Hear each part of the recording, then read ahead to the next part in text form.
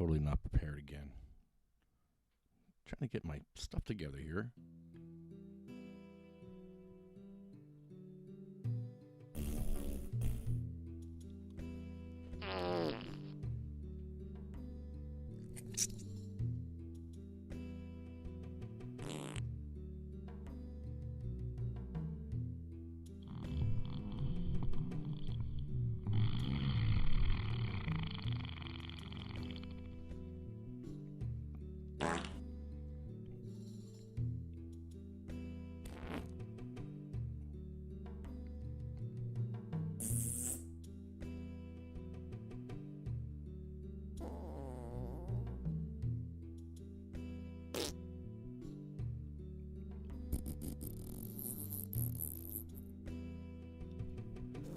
You'll have to excuse me, I'm wearing a bathrobe. I'm just getting up. That is not me. What is that noise? It is not me. Sounds like the South Orange meeting.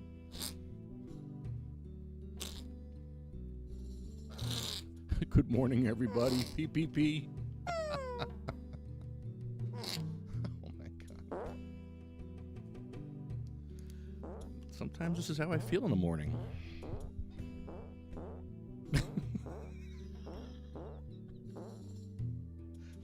That one went in stereo. Wait a minute. That last one was stereo, right to left of my headphones. Wait a minute. What? Wait. Go back. Go back. That was a good one. Wait a minute. How do I go back? I need to go back to like 3. Hold on. This one. It literally went in my headphones right to left. That's so cool. Watch this. Wait, that one's in my right ear. That one was in my right ear. All right, that was both. That was both. Some of these are in stereo, man. This is amazing. This is actually an amazing video.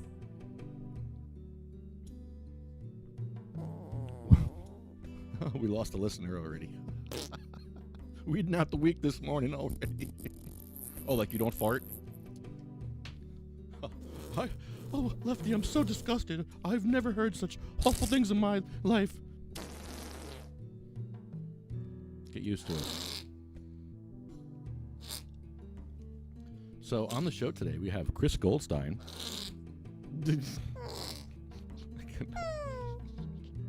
He's not going to want to come on after this.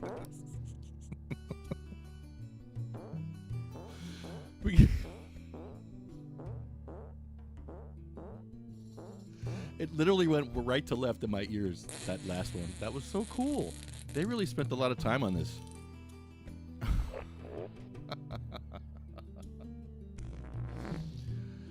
So, shout out to Chris. He's home recovering from his double eye surgery.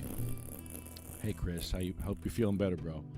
He cannot smoke because he'll cough, and that could mess his eye surgery up. So, Chris, I'm going to smoke for you. Smoke him if you got him, roll him if you don't. Chris, I'm smoking this for you, brother. Chris has inspired me. It takes a lot to inspire me. And Chris is one of the few people that have inspired me with what he's overcome.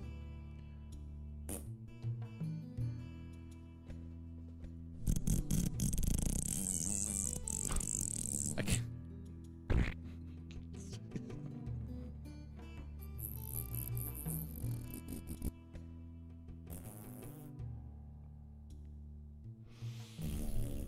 You know I'm going to keep playing this all to the show. Some of these are pretty good. Sorry.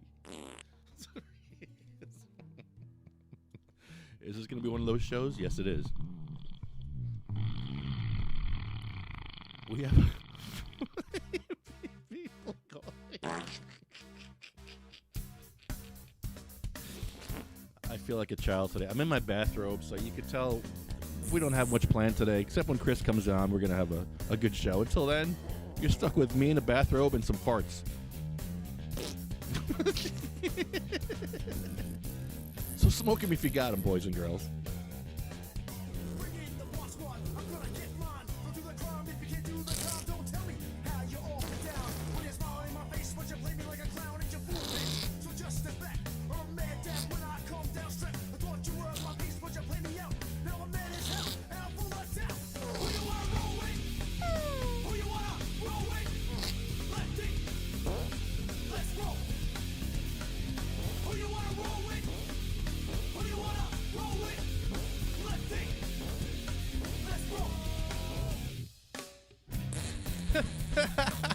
Farting is a great way to keep people social distancing.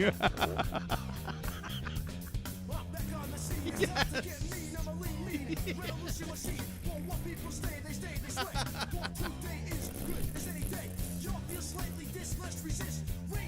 It's the fart show. Who you want to fart with? Who you want to fart with? Let's fart. Who you want to fart with? Let's fart.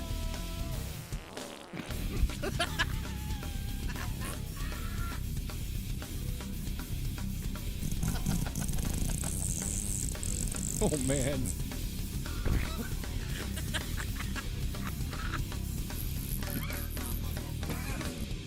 Fart. Fart. Farty. Let's fart.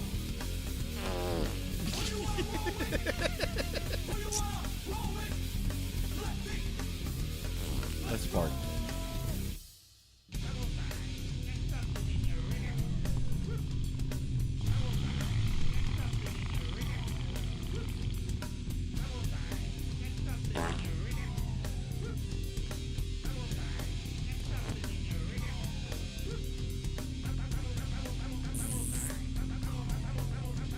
I think these are real, and I think they actually ruined microphones making this audio.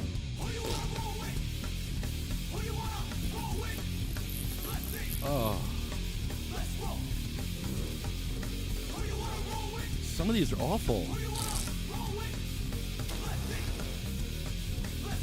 No, you got to put a microphone right up to that to get that kind of a sound. That microphone is getting splattered. Oh.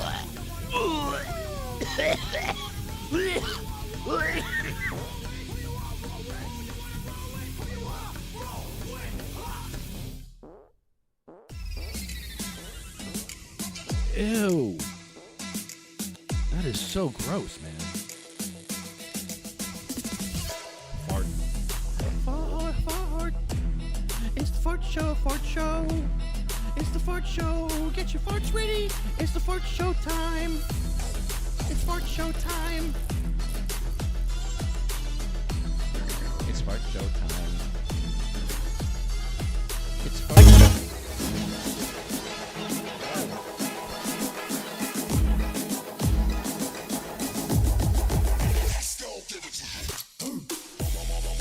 It's fart show time. It's fart show time. It's a fart show. It's a fart show. It's a fart show. It's a fart show. It's a fart show.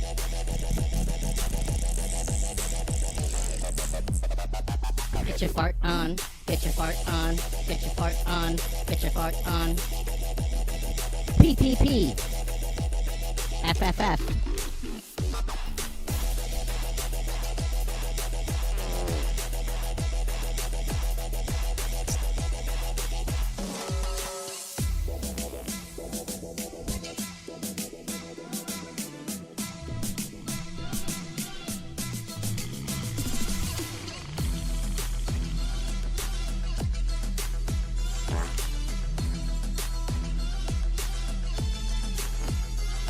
It's the fart show. It's the fart show. It's the fart show. It's the fart show. It's the fart show. It's the fart show. It's the fart show. It's the fart show.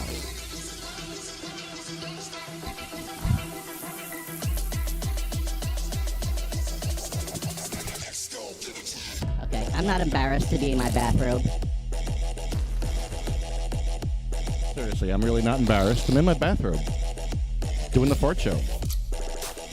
Like you've never done this. You've never hung out at 11 in the afternoon in your bathrobe in the morning.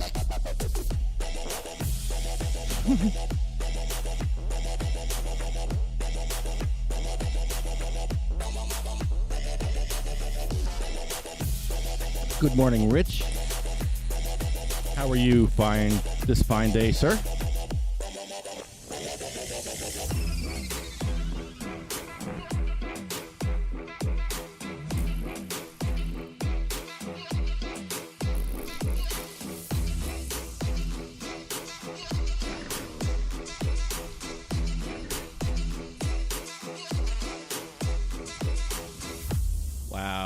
What an intro to a show there. That's an intro right there. Yes. So I'm taking a course on the ADA.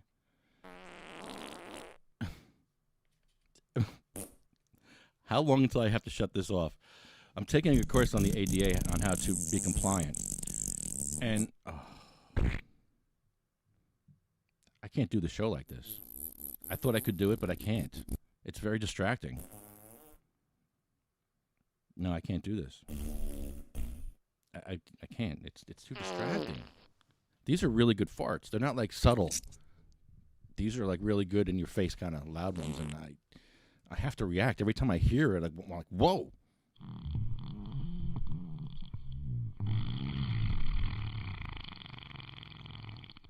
Come on, man. That was like a microphone in the toilet. Oh, seriously?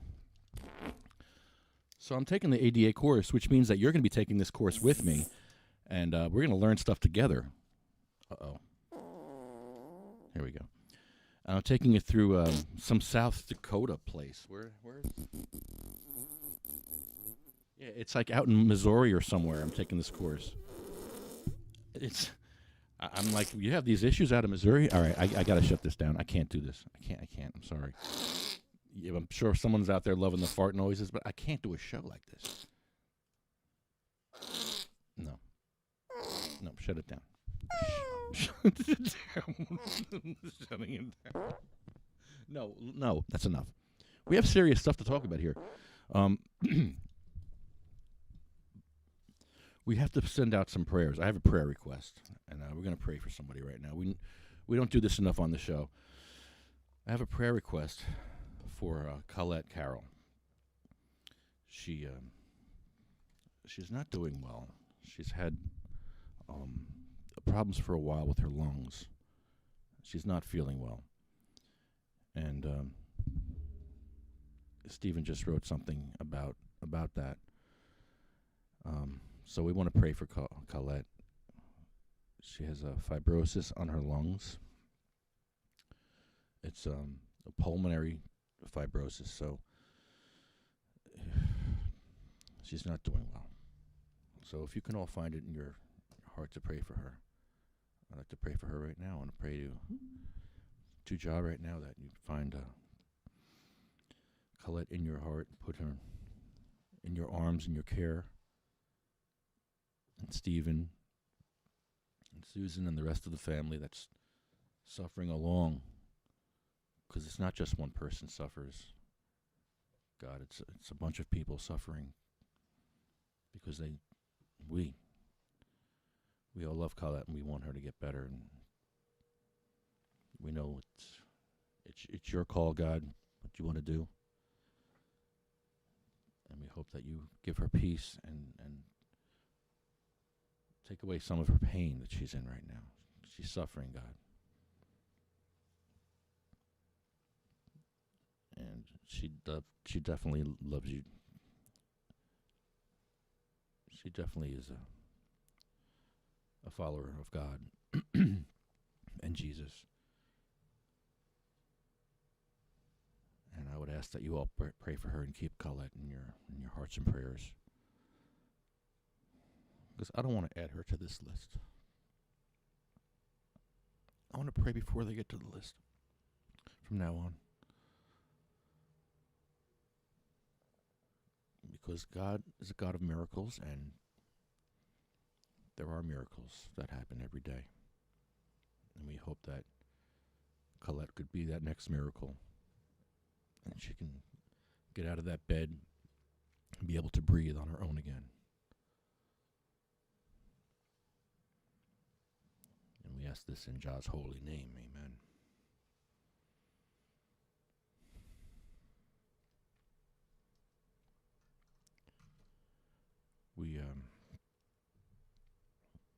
We like to pray.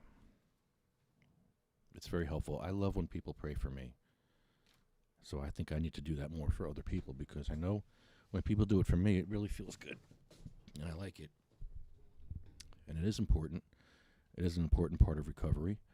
Prayer, they say, is 11% of your recovery. I'm not sure if it's you have 11% more chance of recovering, or if 11% of your recovery is because of prayer. So that's important.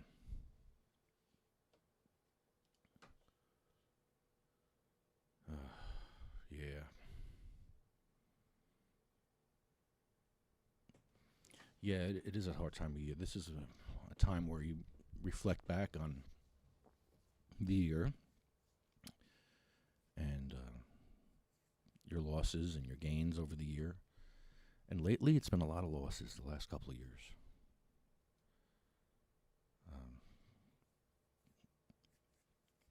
We lost our sister last year, sister-in-law.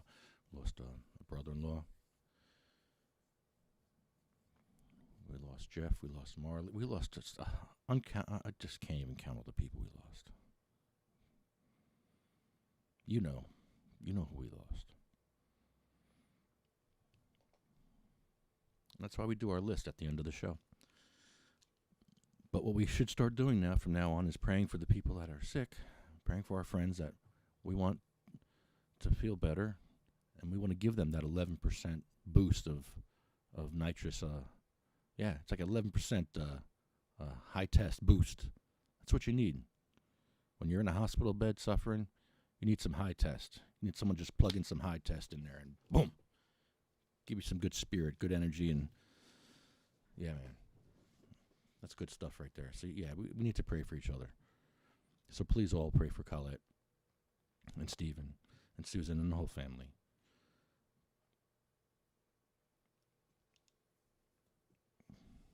Yeah. Sorry to start the show off like that, but this is what patients are dealing with, man. This is what we have to deal with here in New Jersey. We're not dealing with fun and games. You may think it's all fun and games. You see me and Bangholito having a good time, and you think it's all fun and games, but it's not. It's really not. There's a lot of suffering behind those smiles and those laughs. That's why we have to smile and laugh. And I can't believe that Bangholito took a hit. A hater. Who would hate on a Bangholito? I was told it's cultural appropriation. Like, well, that's his name. Bangholito Poco is his name. Somebody said to me, "Oh, you can't say that because you're doubling it up. You can't say it's an Ito and it's Poco. It's either one or the other." Like, no. Bangholito is his name. If it was an expression of a description, it would be Bangholio Ito. It's not Bangholio Ito. Okay? It's not Bangholio Ito. It's Bangholito. That's his proper name. His proper name is Bangholito. So therefore, his last name is Poco. So Bangholito Poco is not any type of misstatement or any type of cultural misappropriation. And neither is El Rampador. I don't want to hear it. My problem is, all these years I thought I was American Indian. I thought I was like a couple of percentage points of American Indian because I kind of got these dark features, and I'm like, I can't be all Eastern European. I can't be all white man guy. No, I don't want to be all white man. No, turns out I'm Iberian. I have a small percentage of Iberian, which is from Spain. So you know how white people came to America and took over? Well, the Spanish people came to South America and took over and did kind of what white people did to America, Spain did to South America. So I'm the oppressor in two continents now. I'm very upset about that. My ancestors were oppressors in two continents. I am like, really? You couldn't make me an Indian? You couldn't give me some Indian, some Cherokee, or some Mohawk, something cool? No, I have to be Iberian, the oppressive Iberian. Like, oh, no. I'm oppressing people in two continents. No. It's that white guilt. There it is. Well, you know why I do have white guilt, because look at our country. We were built on racism. We were built by white supremacists. You all want to talk about Washington, how great he was. Yeah, he was great for freeing us as a general, for freeing us from England. He was wonderful. He was the best general ever. As a president, feckless. All men were not created equal. If all men were created equal, he would have freed all the slaves. He just freed his own slaves. So Some slaves were created more equal than others, Mr. Washington. Is that what happened? So our country was based on a lie. It was built on booze and lies. That's what our country was built on. A lot of room for improvement there. We set the bar pretty low, so all we can do is get better from that point. And we didn't. For hundreds of years, we just doubled down. We had wars about it. We were willing to die to keep people in chains. There are people that are willing to shoot another person so that they can keep someone in chains for that right. Or that, whatever that law to keep people in chains. Wow. And all through the years, there's been this hypocrisy where even the church was divided. The church is not supposed to be divided. But politics have gotten into the churches, and you'll see that through the years, the churches used to have these fairs, and the people would go to church, they would leave the church and go play African Dodger and throw baseballs at black people's heads. That was socially acceptable. Totally anti-Christian, but all the Christians were doing it because, I don't know, groupthink, sheepism, I don't know what you call it, ignorance, basically ignorance. People just need to wake up. But even today, I still hear church people on the other side. I've heard things from the church people. Not all of them, but how it's divided.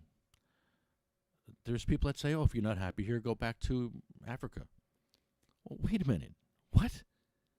These generations of people of color have been here for years, and you want them to go back to Africa because they're not happy?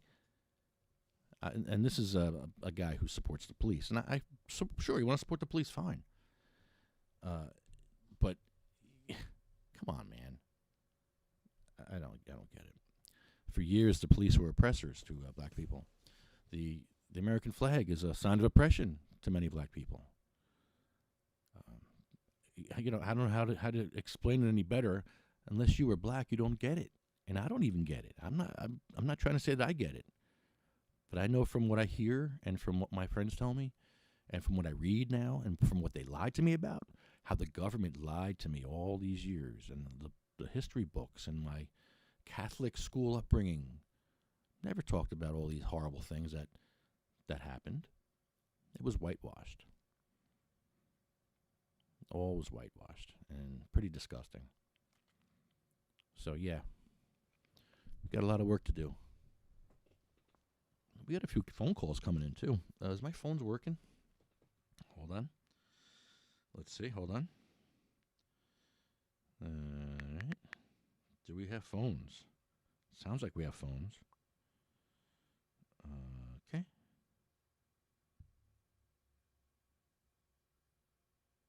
Oh, wow. Okay.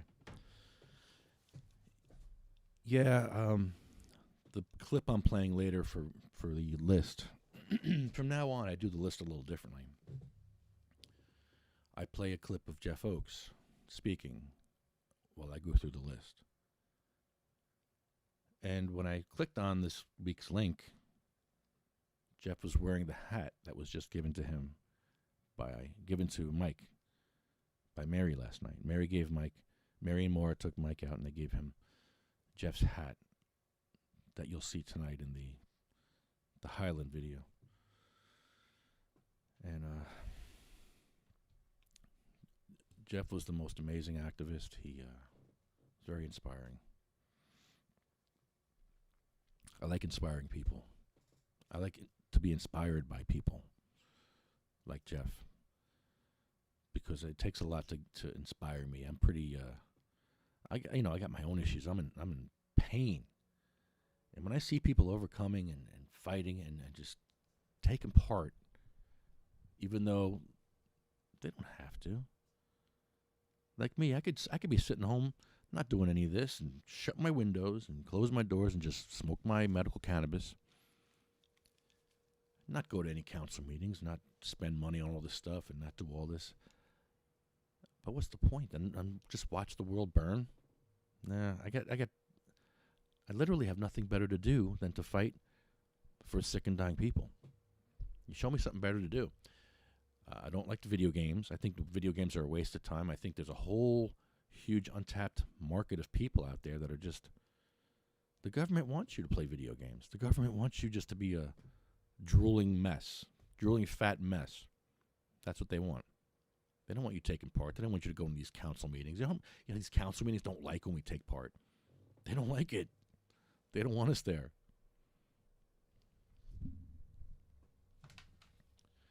So, shout out to Chris. I don't know if I finished my shout out to Chris, but he's recovering. He had a double eye surgery. So, yeah, man, he can't be smoking weed. So he can't be here today because I'd be smoking him out. I'd be dabbing him up. So he can't be coughing or else, he just had surgery. And, man, my man Chris has had so many surgeries over the years. So, yeah, Chris is one of those dudes that inspires me because he was in the wheelchair.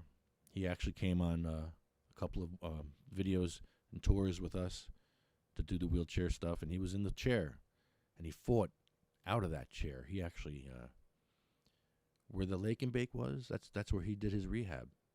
He would go and walk there and fish and swim, and that's where he recovered. It's a very good energy place. And, yeah. To see how Chris has gotten out of that wheelchair, while I, on the other hand, am trying to fight from getting in the wheelchair. I'm kind of going the other way. I'm going into the wheelchair. I'm trying not to, but it's happening, and I need to start planning for that. I need to start figuring that out, because right now I'm like on the second floor here. I can't do the second floor no more. I can't do stairs. I just can't do stairs. I have such horrible sciatic pain that I can't do it. Just can't do it.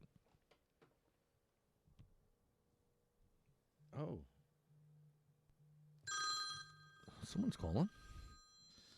Oh, hello. Okay, let's see. Good morning. You're on the air. Can you hear me? Oh, really? You can't? Oh, hold on. Hold on. I'm testing my phones. Hold on. How about now? Can you hear me now? Oh, hurtful. Hold on. This is very low tech today. I'm sorry. All right, we'll do it this way. Hold on. I'm sorry. What a mess. What happened? My phones aren't working. Why? It's an ongoing problem that they all laugh at me for years about. I need better equipment. So, can you afford better equipment? The piece of equipment I have now costs me $250, and when it works great. Okay. But when it doesn't work, as you can see, here we are. It's not working. Okay. Well, that's when you have to do the cost analysis of, is your craft suffering, right? What is your craft? These podcasts, these webinars, and yes. Are you able to do what you need and want to do? If you're not, it's kind of like a car. I always started valuing my car. If I only put $1,000 into my prepaid car, that I bought outright, then that I still was ahead of the game. The moment I started putting more and more money into it or effort, it was costing me time and money, then it was time to get a new car. Yeah, I mean, I have a workaround for this. So okay, good. The thing I'm spending money on now is lighting. I'm going to get some lighting in here. Ooh, lighting. Yeah, some better lighting and another green screen and more space so I can pull the table out more. Because Jason's coming here to do his RSO video. Oh, there. Okay, cool. You need to get rid of that bed. Or put a couch in. I understand needing a place to zone out, but that takes up so much room. I know. And what? I know. I'm a bedroom podcaster. What can I say? I know. Is that where you sleep? Sometimes. Yeah. I tend to, when I'm feeling my insomnia kick in, I tend to sleep on the couch. Because then I have the whole downstairs to myself, and I'm like a cat in Prowess. Everyone's quiet, and I'm just moving around doing my own thing. Nice. Yeah. So, how's it going? I'm in my bathrobe, so I'm just I'm a mess. Yeah, I'm a mess. I can't do a show like this. I'm in my bedroom. I can't do this anymore. Yeah. Okay. I So need what are you gonna do? What are you gonna change? my shorts and my bathrobe. So maybe change your outfit. Show the world the world that you're not giving up anymore. I didn't give up. But please do me a favor. At least take one trip to Walmart dressed like that. Just because then it's like a full circle moment. So you know what I'm doing? I'm weirdly cooking up lunch. Wait. What? Back this up. Wait. What? Wait. You want me to wear a bathrobe into Walmart with my? Wait. That's hilarious. Yeah. I think I want to do that. Oh yeah. You take all my fucking ideas, dude. That's a great idea. Oh. I need fuzzy slippers. You do need fuzzy slippers. Like- and if they're like, make sure that, well, you have to pick a theme for your slippers. Crocs. Are you going to be jersey? Or Crocs. And then which jersey are you going to be? Are you going to be leopard jersey? Or are you going to be, Gucci jersey? I have a brown robe, so Okay. I think my yellow Crocs would look totally awful with this.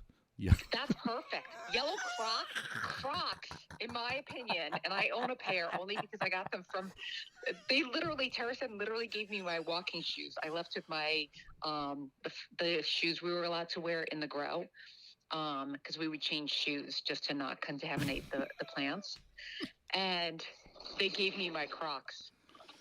And I hate Crocs. I actually think they're like, bleh, to fashion. Wait, you have a pair of Terracen Crocs?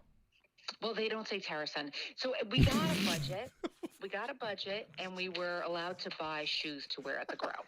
And we all got to pick our own. And I picked Crocs because I noticed that that's what all of the healthcare professionals wear. Yes.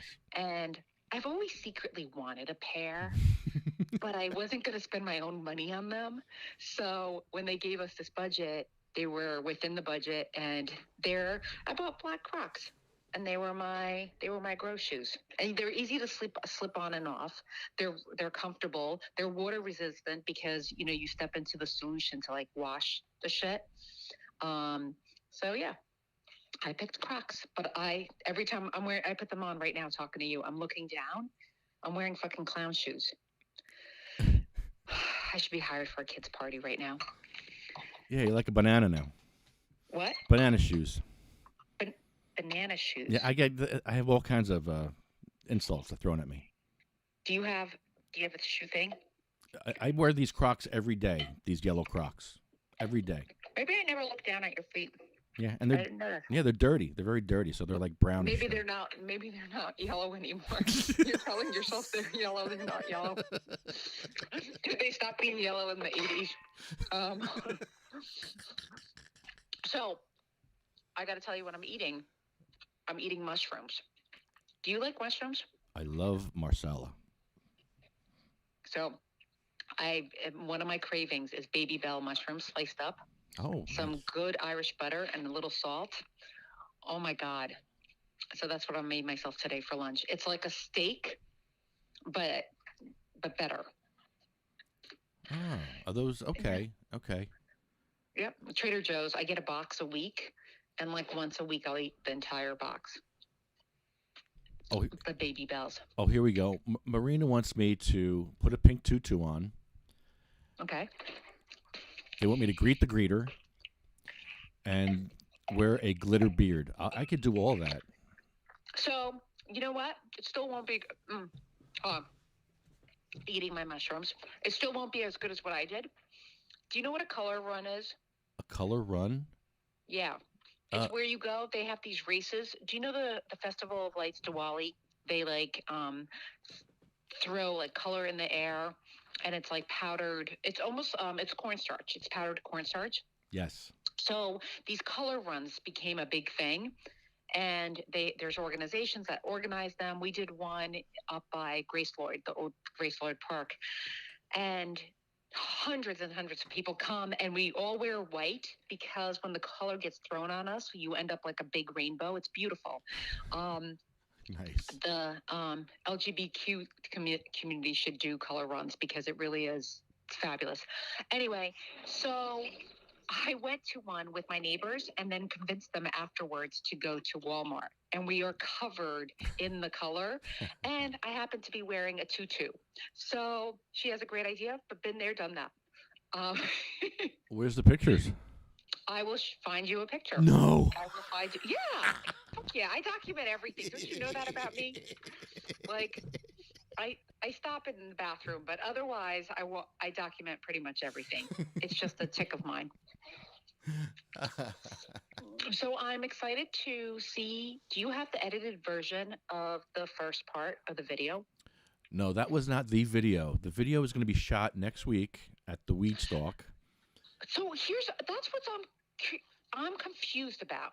You said that was the first part. Okay, it's the first part that he did for us. He did it for us for the podcast. Okay. But that's not the video. Okay, He's doing. That's what I'm confused about. So wait, he's gonna make it in that bedroom? No, he's gonna do the part 2 of the podcast here in the bedroom. Yes. Okay. Yes, but the actual video is going to be at the Weed Stalk. And it's going to be professionally done, professional lights, professional cameras, all that. Nice.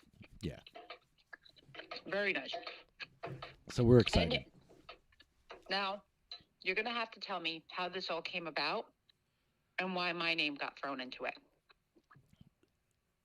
Jason helps patients. Yep. That's what he does. Okay. I heard that from him. I could tell his passion in it. Yes. Okay. And what is tell me about Jason. Who is he? What is his background? Like, describe him to me, that I want to get to know him and understand what drives him. He's a medical cannabis patient himself. Okay. He uses FICO. It was life-changing for him to use FICO. Okay. The fully extract cannabis oil. I know he said it helped his Crohn's. Yes. Yep. So yeah, he suffers And from that. how did you find him? I'm always curious to understand how people how did you and I get into the same circle, right? We're polar opposites, but yeah, very similar, weird personalities. So how did you find, or how did Jason find you? Adam is a board member, and he's friends with people in Maine that we know, and he on a spiritual level, on a religious level, he's a minister, Adam, and he's been helping patients. Who is Adam or Jason? Adam. Okay. And he's been helping patients for years, helping them with cannabis oil and FICO and stuff like that. Okay. So he introduced me to Jason, who was helping. They make oil together. They make the RSO together. I didn't know Jason until like this year. This year, pretty much. And so he's been teaching me a lot about RSO. And I mean, Jason seems to be on every single one of your calls. So is he now a board member as well, or he just is affiliated? Yeah. Okay. He's an executive board member. He's actually the treasurer now. Okay. And he's very, very competent. Very, very, very nice guy. He seems it. He seems very and so it's funny. I'm sorry, I'm chewing. Yeah, it's great radio. When I was hungry. So he seems it, and I never really heard from him was that Adam in the room with him, right? Yes. Okay.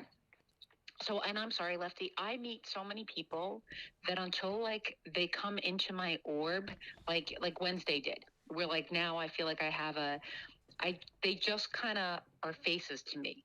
And then I have to like, pull back in and be like, okay, who is that person and how are they connected? And, because, your brain can only absorb so many connections, and try to establish them. So, and I do it at my own pace. So, okay. So Jason is a board member. You met him through, Adam is the board member. You met him through Jason, and they're always together on the screen. Okay. That makes sense. Because yours is a meeting that starts at 10 o'clock at night. And 9. always it's like, as I'm about to like, I'm going to bed.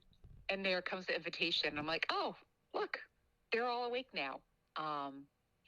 And it's very interesting what happens and what you guys discuss and what you have going on. So I do try, but don't always have the energy.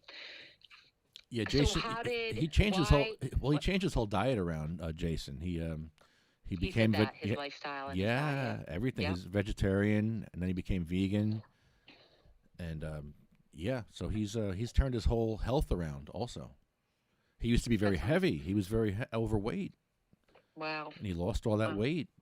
So he's one of those people that inspire me. It's like, wow, when you see that, it's like, wow, dude, you've overcome what they're trying to poison you with in our society. All the poisons, you overcame that. Yeah, and not only that, but it's important for people to know that they hold it within them to make the changes. Like, you really can. You hold the power. For me, I turned into this like cannabis preaching. Like, I don't know. I never thought I'd be this person. But like, hey, take an hour out of your day for moms. And this is a different kind of user. This is a different kind of, patient. Take an hour out of your day, disconnect, enjoy, tune in with yourself, and see what that does for the rest of your life.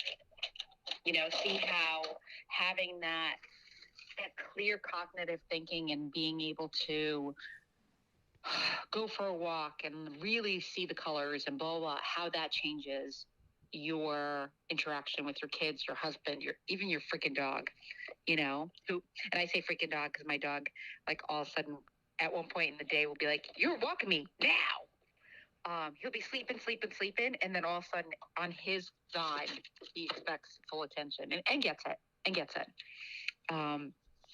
So it's he took it. He changed his lifestyle. He changed his diet, and he's got a good message. So what have you been up to? I see you going all over New Jersey, all these different places, meeting all these cool people. I am. I'm working with Hetty and Jay, doing their next event, their first event, actually. And I'm really excited for Dan because I want it to be a success, which is why I went down to where the event's going to be, just to check it out, just to, see if I could give him some guidance. And I'm opinionated and bossy, so of course I had opinions. But I feel like, coming out of the gate, he needs to have a great event, and then he could have more. And Jersey, I think, would really respond to them and enjoy them. Yeah, Hetty's pretty huge. Yes. So yes, and you're going to be there. You're going to be on the panel at Fancy Pants. Yeah, I'm excited. Good. He's got another one planned down the future. Once they utilize me, we'll have to talk off, like, in the corner about it, if I should do it or not. I'm always like a little too cautious of what I do. I wonder where that stems from my personality. Well, but what? Well, Go we ahead. lived in a world that was, ready to put us all in jail for even a joint. So we don't have that anymore. But I'm still paranoid. When I So let me ask you yeah. a question. I had someone call me and ask me a legal question. I directed them to the right people because I'm not. But I would love to hear your take on this, just because you've been around the block and around and around and around. No, I'm kidding. If someone is growing out of their house, the police find a reason or cause to come in. Is it really 5 years for a plant? Yes. Do you know people that this has been happening to? Recently, what's his name? Mario. I think as soon as the law passed, he asked them to resentence him, or they asked him, he asked for leniency, and they still wouldn't do that. So he's going to jail. Mario, I forget his last name, but Mario is going to jail. He was on the show. Another gentleman's going to jail, and It's usually black and brown people that are getting caught up in this now. Again, here we go again. Same This old. happens to be a white guy. No. Oh, This happens to be a white it's guy. a white guy. Not that that matters. I'm just curious. Like, are they going after people for cannabis and growing cannabis? And if so, what are the repercussions? And is there amount that they're looking at more harshly than not? Like, are they looking at you having 5 plants versus 30 plants differently? Yeah, I think if it's over 50, you get more time over 50 or something. I'll ask. We have a call with Chris Goldstein. I'll ask him. He probably knows more than me about this. When is he coming on? He's coming on next. I'm going to call him. Yeah, I'm calling him next. So, Okay. Perfect. Okay. Yeah, Can I stay on, or should I call in, or? Just listen in, because I'm going to call in with him in a minute. Okay. And Why don't we do that? Why don't you ask him, because I would love to know the answer to this, just for my own edification. That's a big fancy word, isn't it? Just to understand what the legalities look like out there. Okay. Yeah. Let's become counsel for people. You have to go to the border of New York, and go to the border and buy a house over the border in New York, and then you can grow weed. Yeah, but don't they only have a limit of 6? In New York, I'll take 6. Okay, but what if this person's pushing the limit and they're not at 6? Oh, that's what I'm asking. That's what I'm asking. Yeah, because, right. I don't see how they can enforce that, because they'd have to come into everyone's house and do inspections. And how are you gonna have all these people coming into your house to inspect how many plants you have? Yeah, it's not feasible. What if they find probable cause, and I'm playing devil's advocate, right? For something else, you're breaking the law on something else, and they find, or there's an incident that happens, right? There's an incident that happens, and they come in, because I'm not a cop hater, like, just by nature. Like, I try to see it from both angles. So an incident happens, the cops come in, and you're growing 30 plants. What happens to you? What happens to anyone in the space? So let's say I'm sleeping at my boyfriend's couch. He's got these plants. Am I responsible, or held liable as well? That's what I'd like the answer to. Yeah, it would depend on the cop, because I've had cops that actually lied in my favor to help me, which has never happened before. So I've had cops lie on me and then lied for me. So it depends on the cop. I think in life, there's good people everywhere, right? Yeah. Take the cannabis industry. Yeah. There's some amazing people doing some great work, and then there's some snakes. And you just have to decipher one from the other. And sometimes it's doing your due diligence. Other times it's by being burnt. Other times it's by just life experience, right? So I think it's same with cops. I think they're just humans, good and bad. This is where I get canceled. This cancel culture.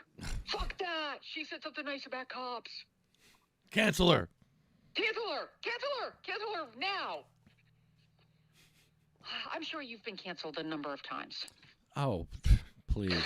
I've had so many rumors spread about me, like that I could sue. So people that spread these rumors that say horrible things about me, I could literally sue them. So I send lawyers after them to tell them, shut up or I'm going to sue you. And then they shut up, and then they're nice to me again. I'm like, what is wrong with you? Like, you could just say what you want anymore? Spread rumors about... What's the worst or funniest one?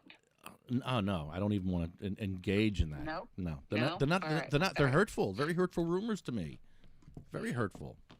Yeah, you know what? I think people, and I think it's become worse with the internet. Yeah, I think people feel this certain ballsiness behind a screen, and they say things that they would never have the balls to say to someone's face. Never. Never. Yeah, but they say it to a screen, and they do it because, again, they're bitches. They don't have you say it to someoe's face, start a conversation, instead of typing it in. Yeah. And once you put it in the universe, God, you can be so hurtful. You could jack someone's life. Yeah, sure. Yeah, you could totally jack someone's life. but people don't care. No, All right, no. I am going to tune in Yes. and listen to the lawyer. And what time you're calling him now? Yeah, I'm going to call Chris Goldstein up. He's an activist that's been very helpful over the years in getting cannabis legislation passed in Pennsylvania, New Jersey, New York, Delaware, I believe, too, all over. He's a very, very active guy, very smart, and I'll ask him your questions about growing. Okay, and you have them down, right? If Yes. you need to, call me back. Yeah, or just, Bye. text. Bye. Okay. Okay, sorry. I'm dropping stuff here. All right. How do I do this? Hey, wait a minute. Your number's not on here. I'm going to call you. Wait. What? Where's your phone number? You just called me yesterday. Here it is. Hold on, Chris.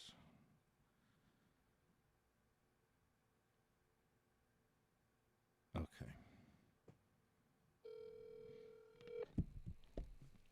Let's see if I can find Chris's. Lefty Grimes, how are you, Chris, sir? hey, Chris Goldstein. Good morning. How are you, man? Or good afternoon already. Yes, it is just the afternoon, sir. Good. How are you? I'm cruising along. I was just looking at the CMMNJ YouTube page from like way back when. The username is like NJ Medical Marijuana. And man, there's some amazing videos up there. There's like the early legislative debates. There's visuals at the State House. There's Georgine DeMaria, who passed away this year. There's the 2 videos of her at the Philadelphia Normal Freedom Forum I put together back in 2009. So it's pretty crazy. Yeah. And then there's this debate that I did with Terrence Farley at the Ocean County Community College. He was a former prosecutor in Ocean County. And when he died in 2015, his obituaries, like all his obituaries were like drug war icon, drug war crusader. Like, wow. Like, that's so when people are wondering why Toms River and some Ocean County towns especially are banning cannabis sales, I'm not surprised. I mean, these towns have consistently been prohibitionist. They're Hunterdon County too. Hunterdon County and Ocean County have been the prohibitionist strongholds as far politically prohibitionist. And keep in mind, voters in both of those counties absolutely voted yes for retail sales.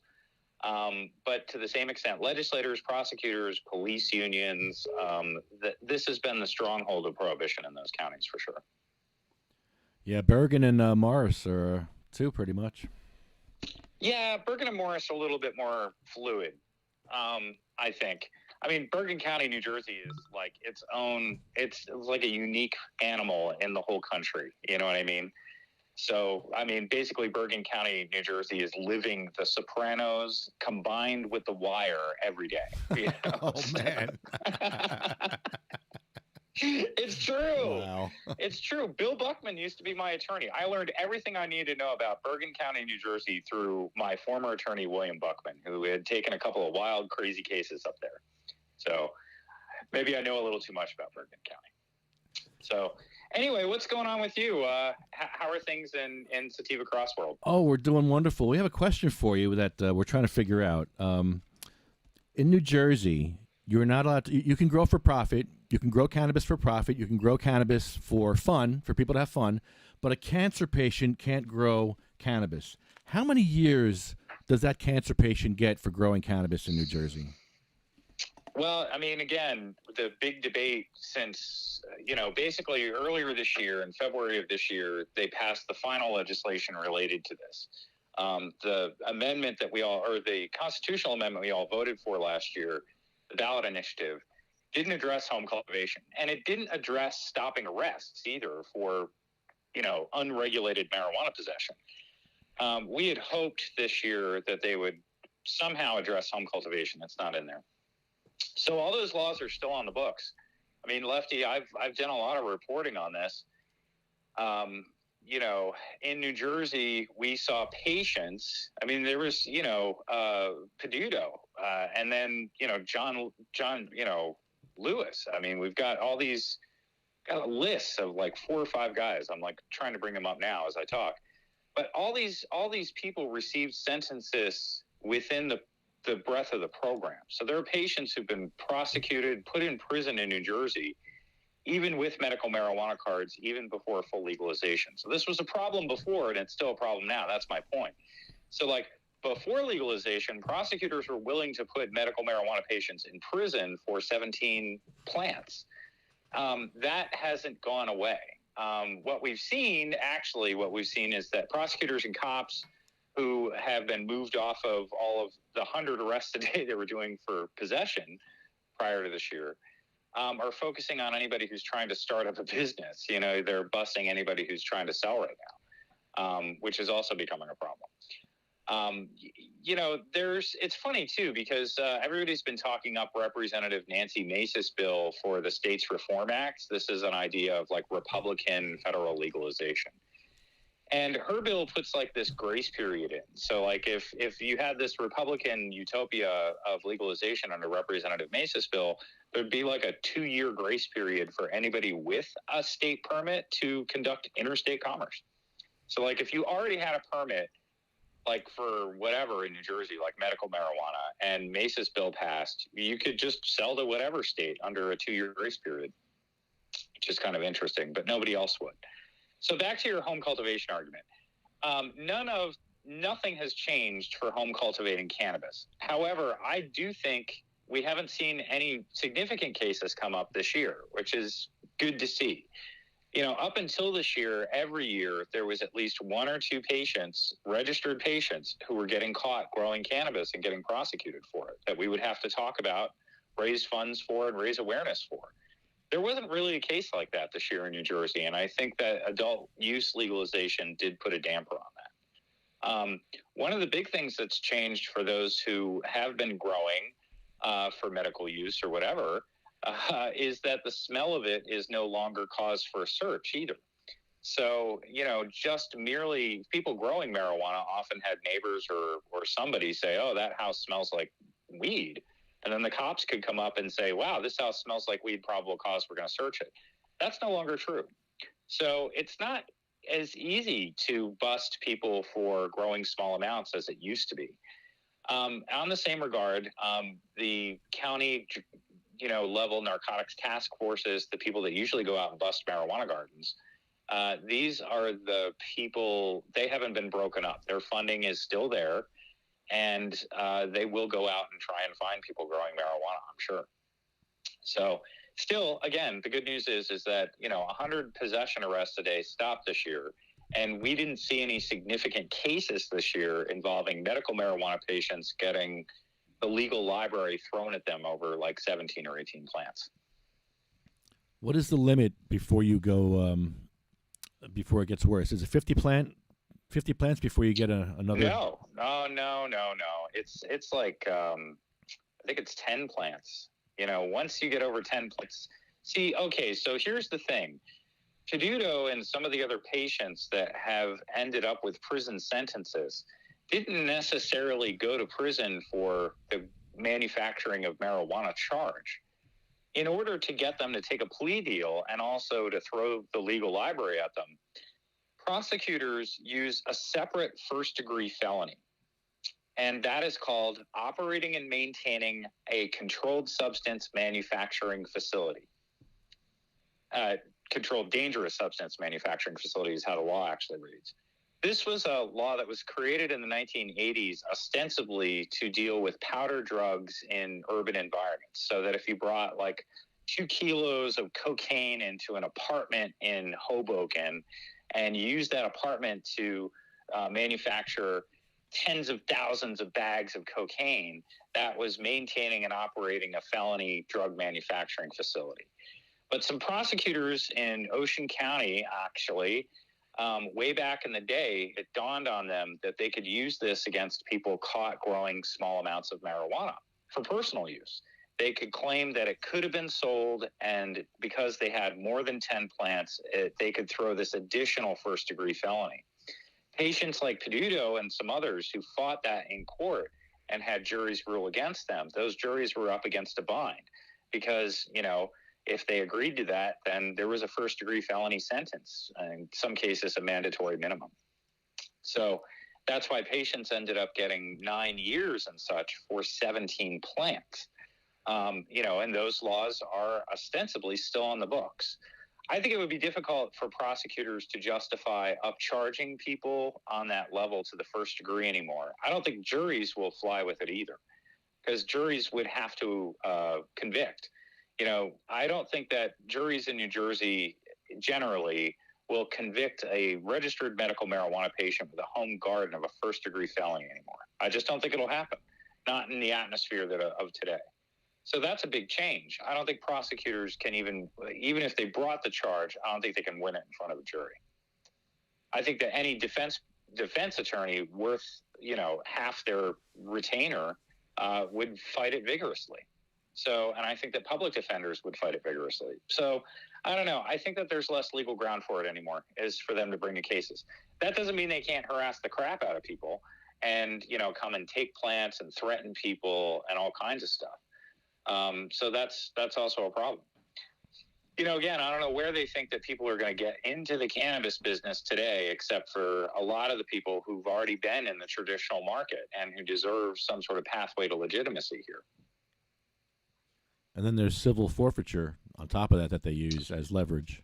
That's becoming more difficult as well. I mean, thankfully, there's a lot more awareness of that. In some places it's stopped completely. It is a prosecutor's discretion on how it's used. So in Philadelphia, where we have Larry Krasner as the prosecutor, he's put pretty much a stop to the practice compared to his predecessors. So again, civil asset forfeiture is harder to win, but again, it's much more of a risk against all these people who are trying to grow in general these days. Yeah, I think it's harder to win those cases anymore, Lefty. I mean, the more I think about it, the more prosecutors would have a very, very hard time even bringing the charges today of a small garden. That's not to say it's not going to get you all kinds of other trouble or have them put a lot of pressure on you. I mean, believe me, dude, I grow like all kinds of vegetables in my backyard. My backyard is an amazing vegetable garden. I go out there all summer and I'm like watering my, Swiss chard and parsley and mint and cucumbers and squash. And I'm like, where do my cannabis should be right here. Like, I shouldn't be like wondering about how I'm growing. I should be growing it right next to my tomatoes. Like, it should be that simple. So I don't know how we get there, man. I mean, it's only like that in a few states, really. Even over the ones that allow home grow, it's tightly regulated. It has to be inside. You have to have, security guards, squids in front of it or something like that, sharks, along with dogs, along with searchlights, along with, who knows. In Portland, Maine this year, the city tried to make marijuana delivery services. What's that show that they do, like Cash Cab, where they have all the cameras in the cab? Yeah. You ever see that? Yeah. Basically, there are going to have to be so many cameras in each delivery vehicle, along with 2 employees, one to stay in the car and one to run up to the door, that it was like Cash Cab. I mean, and all those feeds would go back to the police department, so that, I can imagine a cop sitting there watching a feed from 50 freaking marijuana delivery vehicles in Portland, Maine, watching like the antics that happen there, or actually how boring as shit that might be. So, come to think of it, I assume they'll start that for OxyContin and fentanyl delivery also, or no? They already have OxyContin and fentanyl delivery. I mean, let's be honest here, dude. Nobody's like going up to CVS to pick up their OxyContin anymore. It gets delivered to their door. Fentanyl, essentially, these drugs are widely available on the dark and light webs. So I'm confused though. So for cannabis, we need cameras for cannabis, but for fentanyl and OxyContin, they don't need cameras. Not to the police department, apparently, but the cops definitely want to know who buys marijuana. That's kind of the creepy thing about it. So there should be a lot more privacy protection for adult cannabis consumers and medical marijuana patients, but that's also been largely overlooked by legislation, and regulations haven't really helped that process. I mean, your data is for sale every day, dude. As a medical marijuana patient, none of the dispensaries are really beholden to the HIPAA Act, the Health Insurance Privacy Protection Act, because your marijuana isn't covered by insurance, at least not yet. What do you think about that? What do you think about marijuana getting covered by health insurance? Well, that's a game changer right there, and it's going to definitely be medicine at that point. Mm. It'll help me. It isn't medicine until the right person pays for it? Right. Is that what's up? Until it's blessed by the government, it's not medicine. Until they call it a prescription over a recommendation, yeah, then it's not They medicine. issue the permits that sell it to you. That's not blessing enough. They run the laboratory. They issue the permits. They run the laboratory. They give you a whole program. They print your access card for you. That's not blessing. You can use your access card as voter ID. I use it all the time, and sometimes they take it, sometimes they don't. It's official ID. It's an official photo ID from the state. Yeah, some people don't like it. So home cultivation, though, I am surprised that there's been no movement. I'm surprised, not surprised on no movement this year. Senator Gopal and Senator Singleton's efforts, one for all home cultivation and the other one for medical home cultivation, have gone nowhere this year. They've gained, nowhere in committee, but they have gained a lot more co-sponsors. I'll say that. So they have seen some action. In Pennsylvania, there's a similar proposal to allow medical home grow. And I don't know, that may actually come about more quickly than New Jersey. It's a little sad to say that, but it might be true. Yeah, Pennsylvania has passed us right by already in every way. In what way? I mean, Pennsylvania also, Pennsylvania revised their medical marijuana program this year to allow moldy weed to be remediated by turning it into cannabis concentrates. Oh, so, okay, except that part. Wait, let's go back and talk about that now. Wait a minute. They're allowing what? Yeah, man. So, there's a lot of, big, good. I mean, it's tough because we want regulated cannabis, right? And we want safe, lab-tested cannabis. So, all right. In Pennsylvania, earlier this year, manufacturers like what I call America's corporate cannabis cartel lobbied the Pennsylvania legislature for revisions in the medical marijuana law. I think one of the most controversial parts of that was changing around how much mold was allowed in the cannabis that went out to patients. Zero, of course. And also, Zero. and also how it's remediated when it's detected, right? Oh, no. So, what the manufacturer said was, oh, man, so if you detect some mold on some flour, that sucks, but that doesn't mean we should throw it away. We should just run it as concentrate, and that'll get rid of the mold and turn a profitable product as well. Oh, no. So, no. So, here's the thing, dude. No. This is already a common practice. You have to understand that other states have already allowed this, right? So the industry goes, especially the cartel operators who have national brands, they get to go out there and say, oh, well, Pennsylvania, such and such state allows this. Why don't you guys?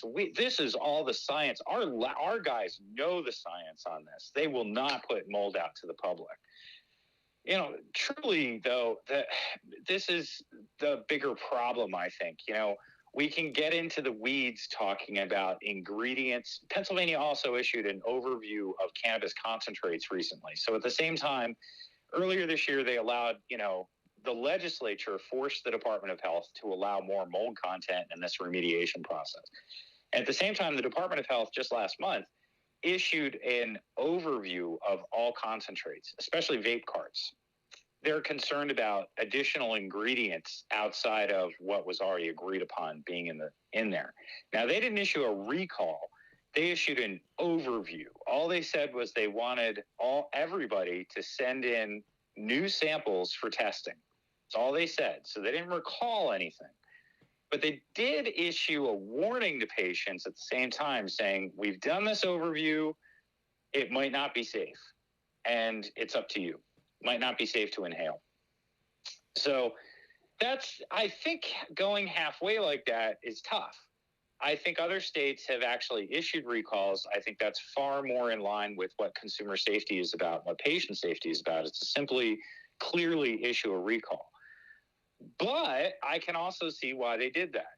So, the other thing that happened last week and this week, in Michigan, a couple of former police forensic guys, former cop police lab guys, thought it would be a good idea for their retirement enterprise to be opening a new cannabis testing lab.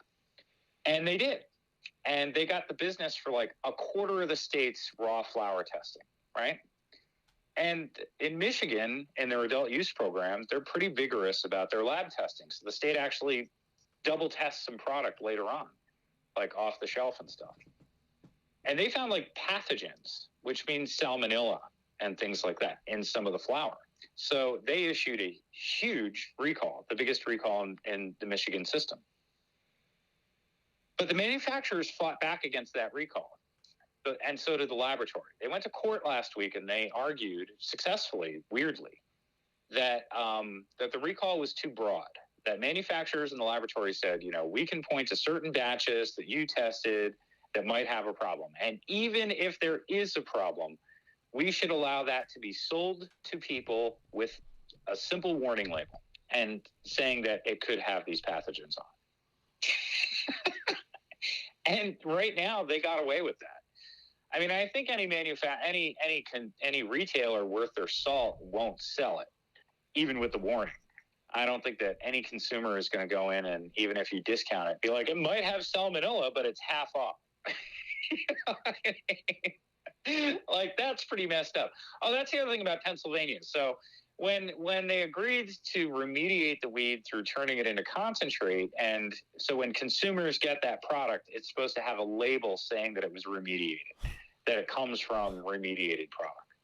And that was the concession that they made. I don't agree with any of that. Again, I don't think that, again, the prices are high. They're playing games with prices. Now they're offering remediated products at a discount. That's pretty messed up. I think I'm going to throw up. Well, I mean, again, like, how do we, the question is that the regulators, the laws, the statutes, the regulations themselves are all in place, and they're getting gamed. You know what I mean? Like, this corporate cartel really has their number on these state systems.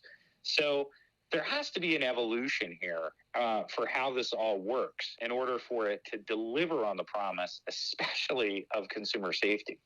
Because that's becoming, like, again, all the players at the lab area, at the permit area, all these players are in collusion for a profit. And again, there has to be some sort of safety valve there for consumers and patients to know that the regulations are there and what they're paying for and all this, and taxes and everything else is delivering the essential, which is good quality, fair prices, and safe products. That's all we're asking for here. Man, I'm like in shock right now listening to this. Well, I mean, and it's also tough too. I mean, Lefty, I mean, when I used to teach at Temple, 4 years ago, when I started there, everybody in the class, we could read all this news. Like, you could read all this news for free. I would put like 20 articles from newspapers on my Twitter feed and the class's Twitter feed every day, because people could share it, you could share it, and people could read it. It's all behind a paywall now.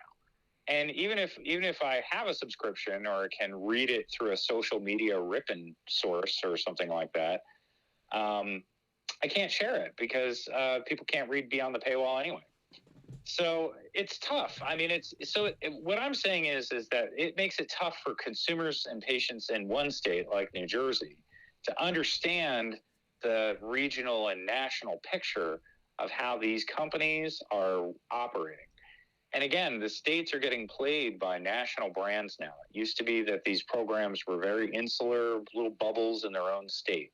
But the state regulations remain in bubbles, but the brands are national, and they're getting played by that. So, as we talk about moving ahead with federal reform, there's a couple of big proposals out there. You got Cory Booker, who's leading the effort on the MORE Act, which already passed a House vote last year.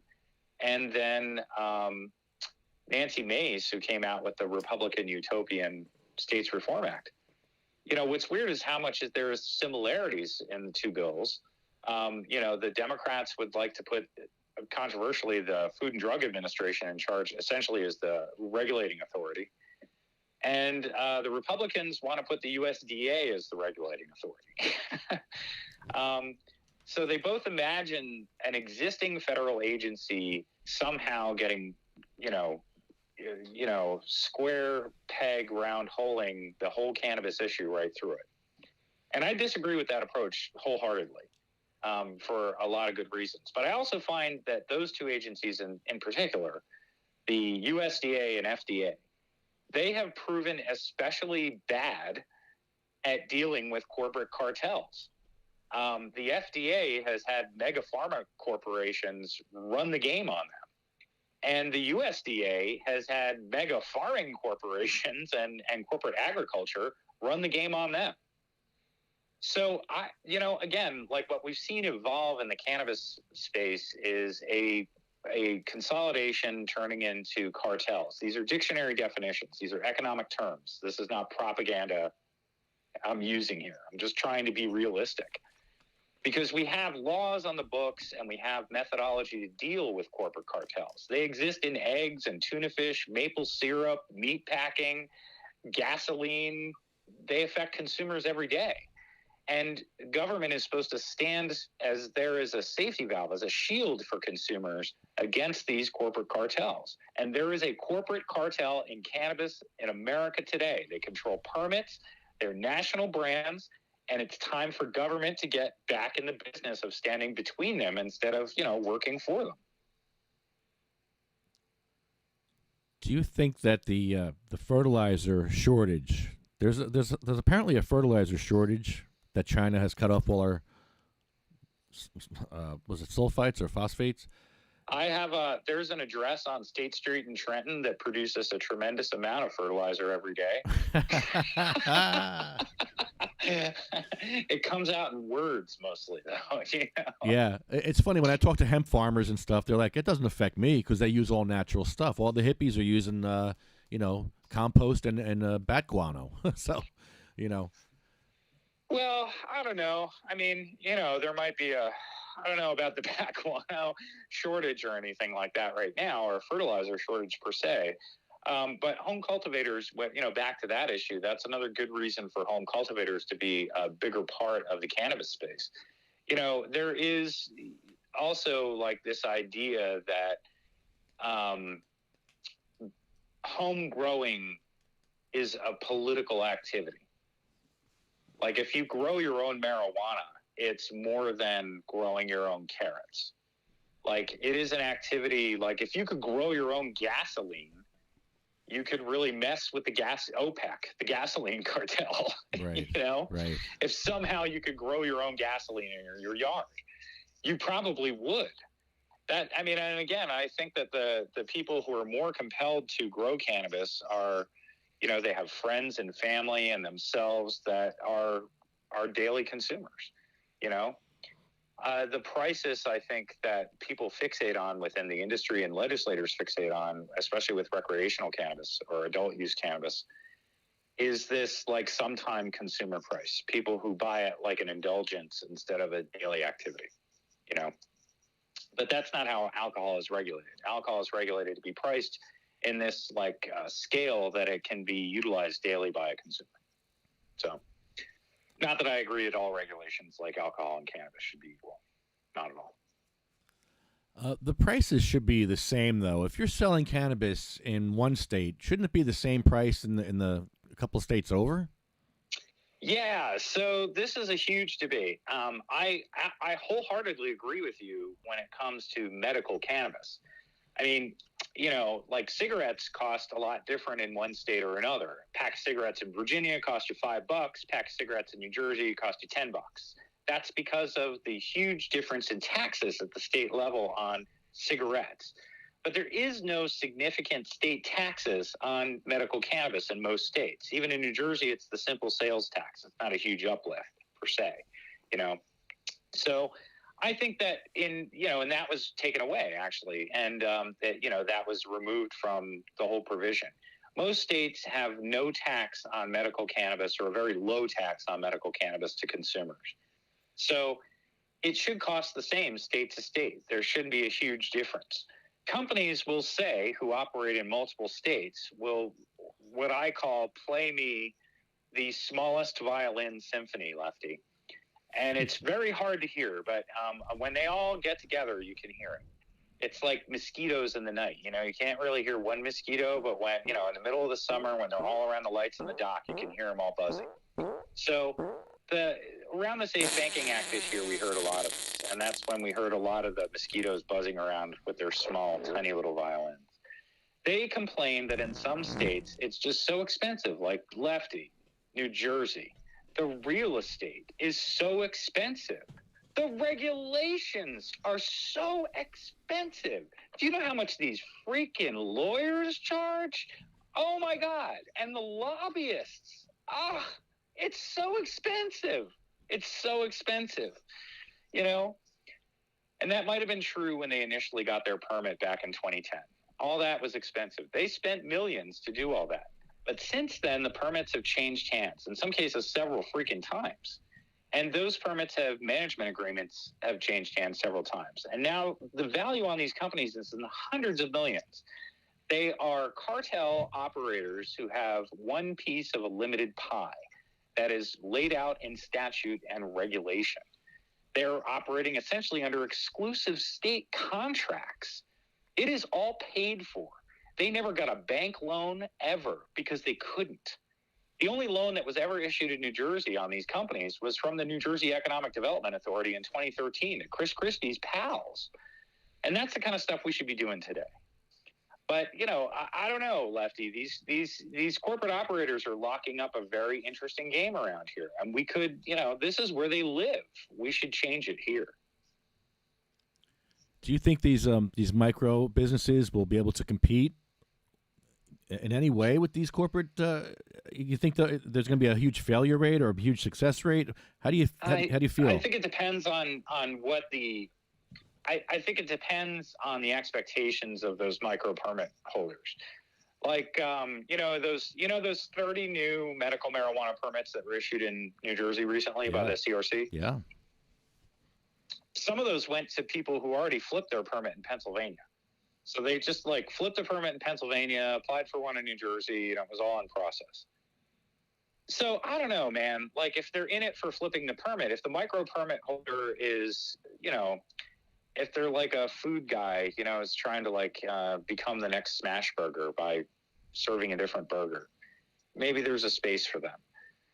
But I think to committed operators who want to be craft, you know, people who actually want to turn it into a family business and turn it into a profitable one, and it's going to take a long commitment. And that kind of stuff is why we need loans to these businesses, not from banks, not from predatory hedge fund investors, not from the corporate cartel themselves. Those loans should come from the state, from counties. We prop up small businesses all the time in a number of spaces through loan programs, through the Economic Development Agency. There's a state agency, the NJEDA, and then there are county and even city level EDAs, economic development boards and such. They get money from the feds and the state, and they redistribute it in the form of loans and grants to small businesses. Now, heretofore, it has been rare for those EDAs to do anything in the cannabis space. And like I said, back in 2013, when Chris Christie's right-hand woman, Michelle Brown, got appointed to head the NJEDA, they cut a $350,000 loan to Compassionate Sciences or something down there in Compassionate Care Foundation in Egg Harbor. And that was David Knowlton's group. Knowlton was an appointee for Chris Christie. So this was kind of like a big inside deal. But my point is this. If we can cut a $350,000 low-interest small business loan to Chris Christie's pals in 2013, that's the kind of capital that cannabis micro businesses need today. And they don't even need as much. I mean, each one of these businesses needs like $50,000 to $100,000 to start up a 1 to 5 employee operation in the craft space. That would be enough with incubators and other support. That's what we need to do. The only place that's exploring this, New Mexico started this week. The problem with New Mexico, I lived in Santa Fe for 10 years. I mean, they have a lot of good ideas out there like this, which is to give these loans out. They approved $5 million worth of loans. But the money won't come true until a month before applications are due. That's going to be too late for real business prospects. And honestly, $5 million for the whole freaking state is not enough. You know, it's a drop in the bucket for the need that's there. So, but we could do that here. where New Mexico doesn't have as robust of an economic development budget, New Jersey has hundreds of freaking millions of dollars laid out for this stuff every year. It's just a matter of appropriating it. And that happens at the legislature, which really sucks. So there it is. They have to say, just like New Mexico's legislature said, the New Jersey legislature has to say, here is X amount of dollars for cannabis small businesses. And that has not happened yet. Chris, there's a bunch of patients that want to do a boycott of Curaleaf here in New Jersey. What else can we do? Why Curaleaf? Why not all of them? Like, why are you focusing on them in particular? I believe, this is what I heard from a little bird told me that they're selling cannabis in Maine for 3 times less in Maine than they are in New Jersey. That we're getting price gouged. Yeah, I mean, okay, so Curaleaf, okay, because I worked with patients on a boycott of Columbia Care in Delaware this year because they opposed adult use legalization in the format that it was in. Yeah. Columbia Care is a really kind of notorious operator now for working against patient needs, working against home grow, adult use in some places. They want a very clear picture for themselves, and they're willing to let prohibition go on to have exactly what they want, which is pretty gnarly. So Curaleaf is interesting because they have been one of the companies that have bought so many dispensaries around the country this year and this consolidation move. So they bought a couple of dispensaries in Maine, where incidentally, New Jersey patients enjoy reciprocity. So you can go to Maine and use your New Jersey card and access a dispensary there, or a caregiver, I guess. So Curaleaf bought a company called that used to be called Maine Organic Therapy in Ellsworth. And they put the Curaleaf name over the door, and they incorporated the menu into their website, and now it's a Curaleaf branded store. Done. So if you go on the Curaleaf website, you can actually shop the menu at any one of their given state stores, and they have stores in any number of states. So if you can literally look up the menus at their stores in New Jersey, Edgewater Park, Belmar, Bordentown, and then you can go switch and look at their menu in Ellsworth, Maine. And there's a huge difference. In Ellsworth, Maine, an eighth of marijuana sold by the Curaleaf brand is $7. $7. That same ounce is $100. There are like multiple selections at that price. That's not just like one strain that day. There's like a bunch of strains at that price level. Now, they have more expensive stuff there, don't get me wrong, but they have a number of accessibly priced budget strains that are pretty high quality and have labeled cannabinoid profiles and labels similar to their New Jersey products. If you look at their New Jersey menu, the eighth at Curaleaf starts at $37.50. And the ounces run between, they have sales at $200, $250, but they run, $300 and more. In any other space where national brands sell a similar product without a heavy tax that varies state to state, if they charge more than 10% in one place than another, it's usually considered price gouging. The other thing that Curaleaf and Columbia Care and all of the operators run are these weird discount schemes where it's like 10% off, 20% off, 30% off, only on a Tuesday when the moon is in gibbous. You know what I mean? So, and only if you stand on one foot and stick your card on your head and turn around 3 times and say their name nicely on social media. So that's how you get discounts. But if you don't do all those things, you have to pay retail or full price. The difference there can be more than 30%. And again, in other businesses, like discount schemes are very carefully laid out in retail and other environments to make sure that it's not, when they come back to regular pricing, that it isn't considered price gouging. So if you run a discount, 25 days a month, this ounce of marijuana costs $200, but 5 days a month, there's no discounts and it costs $300. That's actually uplifting the price by like 20%. And that's usually considered price gouging. So my point is that when Curaleaf is selling a $100 ounce in Maine and a $300 ounce in New Jersey, or, Columbia Care or one of the other operators discounts it one day and has it at retail the next, this should be looked at as price gouging by the state attorneys general, where these companies operate. They should be held to account for price gouging. Of course, the only way that happens is if you complain. So you have to complain. The attorneys general in every state have, like in this state, in New Jersey, it's the Division of Consumer Affairs. And you would go to the Division of Consumer Affairs and make a complaint against any business. And, if you're a patient or a caregiver in the program, you could submit receipts and say, hey, I bought an ounce at such and such dispensary for $300, but they have a dispensary in Maine where they advertise it right on the same website for $100. Is that price gouging? Can you look into it, please, State Attorney General? Again, if Walgreens were engaging in this kind of thing or any other company were doing this, it would be considered price gouging. Well, Chris, people go on Facebook and complain all the time about weed. So you're saying they can complain about weed with a purpose now. I would say I would like to see in 2022. So like boycotting them is a method. And I, again, like in helping with patients and supporting them do a boycott of Columbia Care and some other dispensaries in Delaware this year, that's an interesting thing. I have had questions about that from the press and other advocates who are like, hey, Chris, like, is boycotting the right thing to do? Like, you're asking patients to give up their dispensary access, their medicine, stuff like that. I get that, but I also get that most patients don't go to the dispensary for 100% of their monthly supply.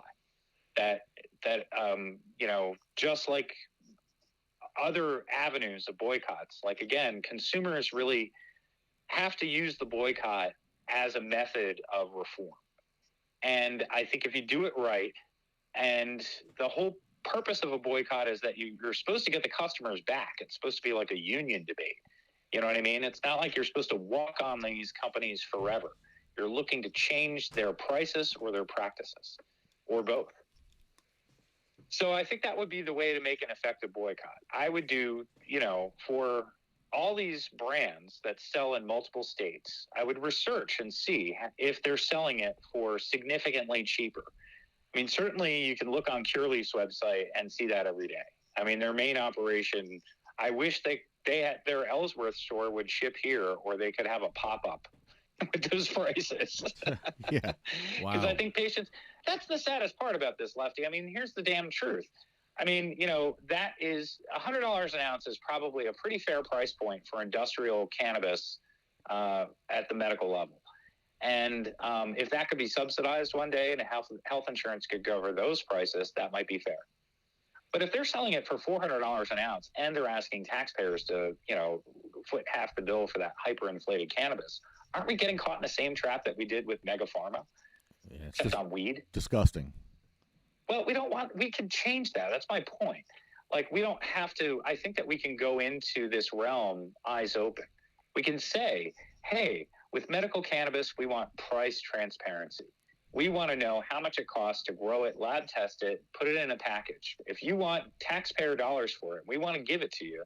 Just like any other government contract, you got to be honest about the price and what your profit is. So it's a fair exchange to me. If they want to enter into a new world where this can happen, again, it's back to basics. Fair prices, safe products, and again, accepting transparency on the products and the prices. I don't know. I think that we get there, though, Lefty, by people complaining.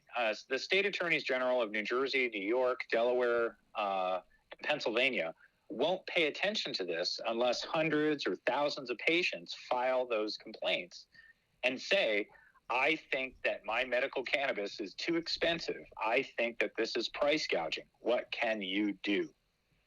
And, Joanne Zito points out at CMMNJ on Twitter and on Facebook that the New Jersey CRC did a price review looking at several years of dispensary prices, which have not gone down that much. You know what I mean? On when you take the average. And that's a real, that's a crying shame. And in the height of the pandemic a year ago, I mean, there was very little COVID safety in place, and there was top-level prices, $55 an eighth. That's what they were selling it for. That's really tough. It's really tough that legislators don't take this more seriously, because patients have a significant amount of money coming out of their pocket, and these facilities have been considered essential during the pandemic, and honestly, they are essential to people. They need to really be regulated that way. The patients are saying to stop buying from dispensaries. They go to Kind Guy in Maine, apparently, Green Truck in Maine, and Kind Farms. Well, I can't get up there, so pick me up something while you're up there. There's a lot of cool stuff in D.C. too. I mean, Maine's about, Portland's about 6 hours away from most parts of New Jersey. Washington, D.C. is like 3 hours away. There's been a huge, large, easily accessible market for patients in D.C. too. I know a lot of patients who go there. But Maine is definitely the most affordable and certainly the best medical cannabis around with a card from New Jersey. I mean, you just can't. How do you beat the prices up there and the quality? It's really tough.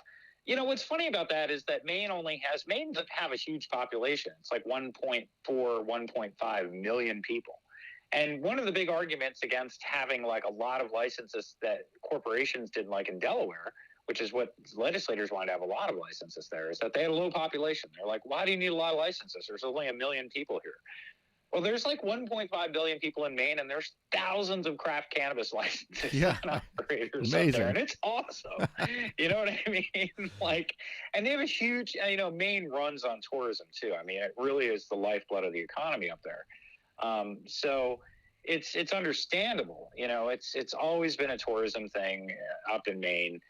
So it's understandable that that's how they cater to it even today. But yeah, Lefty, I think that what we need is a coordinated effort.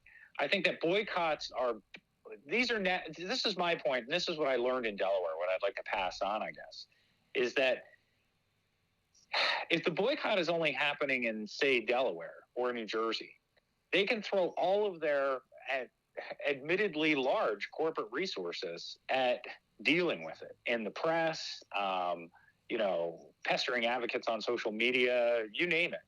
And we encountered it all in Delaware this year. So what I would like to see is that these are national brands and certainly regional ones.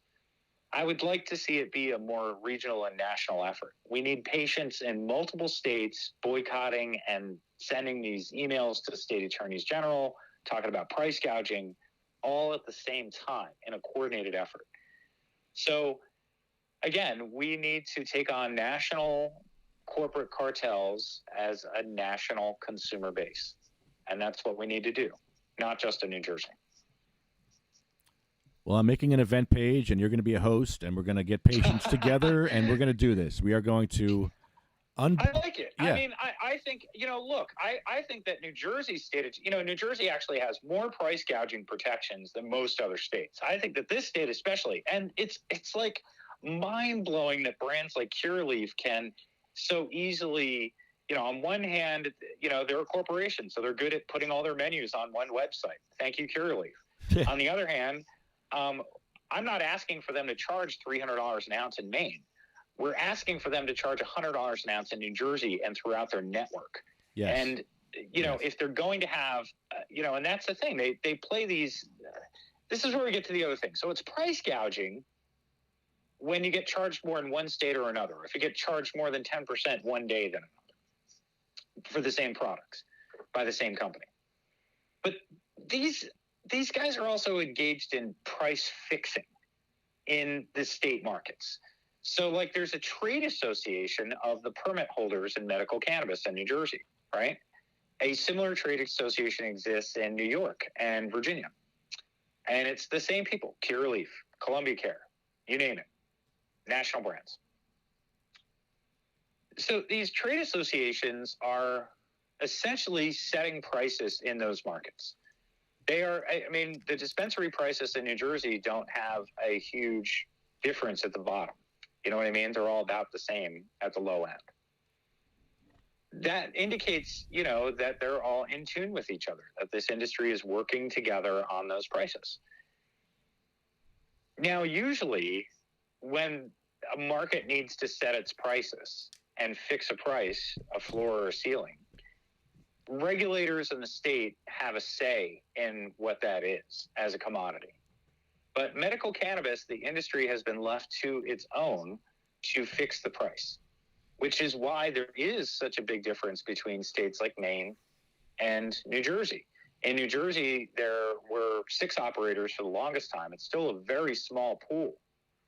And that trade association fixes the price here amongst themselves. Whereas in Maine, there are thousands of operators who are in genuine competition, which is why the prices are lower and the quality is higher there.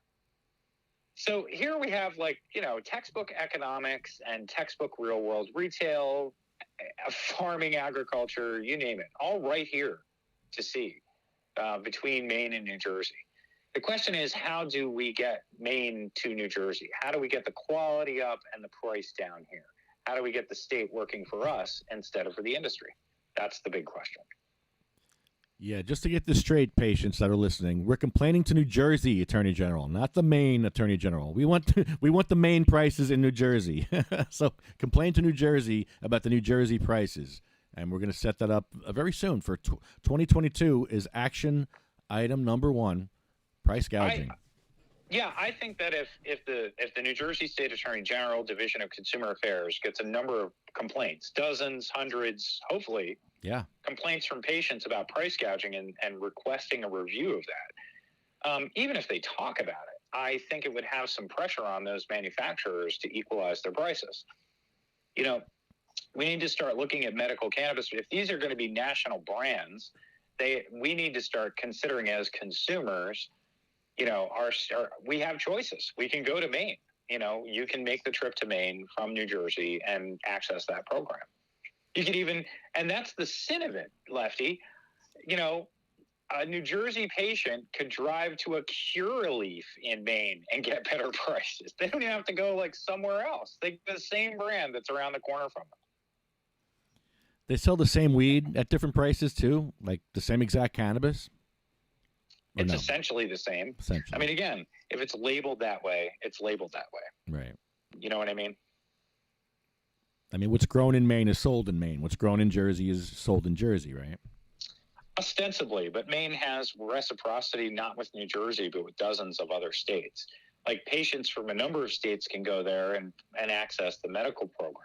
And it's also got adult use. So, you know, anyone from anywhere over the age of 21 can go there and purchase cannabis. Can Curaleaf in Maine grow New Jersey cannabis to be sold in New Jersey? No. No. Can they grow for any other states? Or no, just no. No, okay. No, all of the permits that are given for medical marijuana have the proviso that the cannabis stays within the state's program. It can't be transferred to a dispensary in one of their other states. That is also really funny because all of the states that started a medical marijuana program had what many of us called kind of a don't ask, don't tell policy on where the first seeds and clones came from. Seed fairy. I love it. Yes. Where did the New Jersey seeds come from? I want to know. Well, I hear that Hermione Granger showed up. And there's like this special spell that I've been working on personally that makes cannabis plants appear and grow. So I'm going to work on that for my garden next year, though. Yeah. David Blaine might have a secret for you, maybe. Who knows? David Blaine, yeah. Magic for Humans should include, like, you know, instant marijuana growing or something like that. That would be great. Yeah, and honestly, you know, since it's the holidays, it's a good time to talk about this. There's really no better time to think about how to give some marijuana away. If you want to see gratitude happen in front of your eyes, give somebody some marijuana. I mean, you know, it's like the easiest gift to give, and it's also like the most appreciated. Oh man, so I have a church group tonight, and we're supposed to have a Secret Santa. Can I give a joint out to my church group tonight? You think that'll be accepted? Well, I mean, there's a lot of. I mean, is that the way that you think that they would? Let's Martha Stewart this out here for a second. I don't know. So, when you give a gift, you have to think about the person or people you're giving it to and how they would like to receive it. Yeah, So this is true. it's a church group. You could, is it like, if it's like Catholic based kind of thing, get one of those hanging incensers and just toss it in there on some charcoal and swing it the fuck around. That'd be some fun. There it is. There it is. Anointing oils, baby. That's a traditional technique. That's actually how ostensibly people living in Israel in the time of Jesus, like 2,000 years ago, that's how we found archaeologically how a lot of cannabis finds are in that area. They had these big urns where they burned it, and they burned it and inhaled it sort of communally, which is interesting. Yeah. In the Bible, anointing oil contains hashish, apparently. Yeah, that's an interesting debate. The cannabidium oil. I've heard that, and some people declare that widely. That's very interesting. Yeah, I mean, certainly it was used in that part of the world. The archaeology on marijuana has been increasing over the last few years, especially in Israel in that area. I mean, it's like every new tomb site they uncover has like a giant urn of weed that was burned, which is kind of cool. But the same thing is true in China. It would appear that marijuana culture moved from China to the Middle East thousands of years ago, but it's China where cannabis sativa, cannabis indica, the strains of cannabis that we associate with smoking really originated, as far as we know. Yeah, interesting. There's three things that could have been in the Bible: cannabis, cannabism, which is calamus, or sugarcane. Sugarcane could be. However, Jesus wasn't wearing sugarcane or calamus. He was wearing hemp, most likely, or wool. So, that's interesting. Yeah. I mean, that's all very interesting. I find the study of religions, I've read all the classic religious texts, and I find them all very fascinating. I mean, have you ever read the Gnostic Bible, Lefty? You want to talk about some trippy fun? Yeah, I know. The Gospel of Judas, you mean, and stuff like that? Actually, I find the Gospel of Mary to be the most fanciful, where Jesus is sort of like a Marvel character as a child. Yeah. He has like superpowers that he can't control, and he accidentally kills other children and stuff and brings them back to life. It's pretty amazing. Yeah, I find that stuff fun. I love reading Quran. I think it's like an amazing poetic religious text. I've read, Confucius. I think all these things, these are the fun things that you do when you smoke weed. That's right. That's right. We have another question here. What about bringing up price gouging to the New Jersey Cannabis Commission? What do you think they'll do about it? Nothing. Unfortunately, this is the weird part, is that the Cannabis Regulatory Commission in New Jersey, by statute and regulation, have no authority over prices, really. There's no place for them to weigh in on this, right? Now, I will give a lot of credit to Commissioner Jeff Brown, who has often mentioned high prices of medical cannabis as reasons for licensing new dispensaries and considering home cultivation. So, at least Jeff was with the commission. He was on the Department of Health's Medical Cannabis Commission before he became part of the larger NJCRC. So I think that he has a good view on, the history of this. I mentioned the list that Joanne shared from the CRC about the prices in the medical program. I would read the influence of Jeff in there so that there was some transparency on that. So I think that NJCRC understands that there's a price problem with medical cannabis. I think that maybe they're getting to understand that there was people's eyes were bigger than their wallets when it came to pricing the future of retail cannabis. So, those expectations have got to be dialed in. The legislation imagines something like $400 an ounce as a starting price for retail cannabis, with taxes on top of that, by the way. So I don't know where they think, outside of very wealthy neighborhoods, people can afford this. So everyday working class consumers can't afford $400 an ounce plus a municipal tax plus a state tax. We can't afford it. So if they want to perpetuate a traditional market that is unregulated, they will keep those prices up. But again, can we go to the CRC and say, hey, there's price gouging going on? What they're going to say is, what I imagine that they would say is that, hey, we've done a price review in New Jersey and they're all about the same. And that's our scope of regulation. Whereas if we go to the state attorney general and we say national brand X is charging more in one state than another, that's something that those attorneys general are supposed to be used to dealing with in other price gouging considerations. I'm just asking them to look at medical cannabis the same way they look at other things. And again, what we have to do is issue a volume of complaints. The attorneys general don't act on price gouging unless consumers complain. There you have it, patients. There's your action for 2022. Yeah, I think that there should be some traction on this. I think that once patients do start issuing those complaints, it's so strikingly apparent. I mean, the attorney general or any investigator there simply needs to open one of the websites, and look at the menus. Yeah. It's not like anybody's hiding this. That's the other thing. Yeah, look for yourself. Look at Curaleaf in Maine. Look at Curaleaf in Jersey, and do the math. Do a little math. Well, but again, that's the funny thing, Lefty. Like, say 5 years ago, the brands that operated in New Jersey weren't necessarily national brands. There has been a huge market consolidation. And even before this year, Curaleaf, I'm not sure, operated in Maine before they bought out some other dispensaries. So, we wouldn't have been able to make these complaints before. Recently in Virginia, Columbia Care got kind of tagged for the same thing, for selling marijuana, medical cannabis, for like $10 or $20 less, I think, in Maryland than they did in Virginia. So, and when Zoe Patchell made this complaint, okay, so if the patient asked what would the NJCRC do, here's an example. Zoe Patchell in Delaware complained to the Delaware Medical Cannabis Commission about prices. And what they did was they looked at the prices in all the dispensaries and said, hey, they're about the same. And we looked at the same businesses in Maryland, and they're about the same. So no problem. Wow. Yeah, but again, like, patients have always known that that Oregon, Washington, Maine, that there are huge differences in prices for consumers in those states compared to here. But today, those brands actually own dispensaries in multiple states. Their menus are right on their websites. And patients in New Jersey actually have access through reciprocity to more nearby states than, say, Oregon.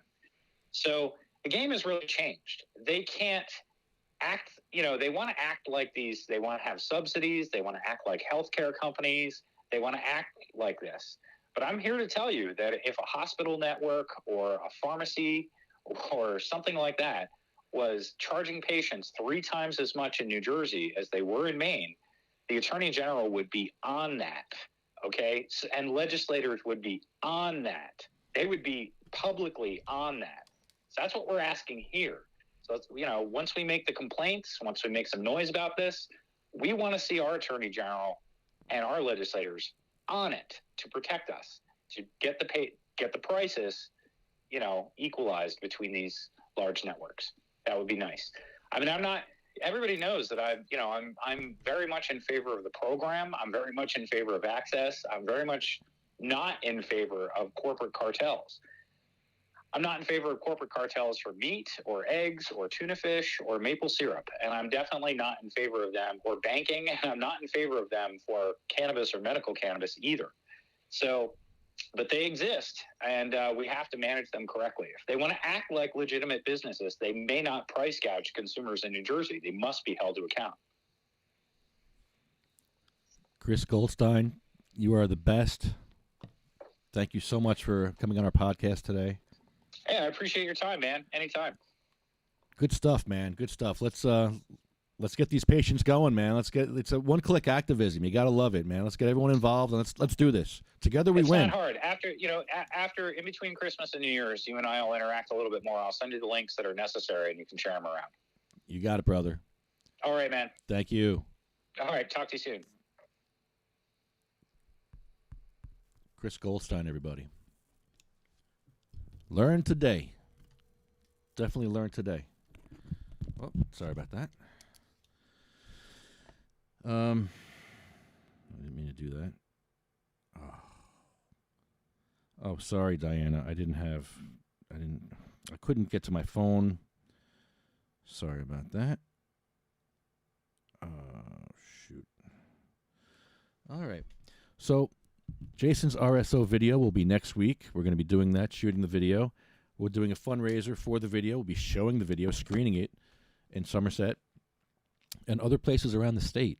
So that should be a really good, fun experience, learning how to make RSO with a 20 to 25% return.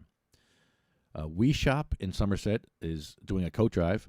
If you go to We Shop and you drop off a coat or a jacket or a blanket or new socks, you'll get a joint. Yes, they will give you a joint. So go to the We Shop in Hamilton Street in Somerset. And that's all I got here. Thank you all for tuning in. I'm going to play something for you right now. Let's see.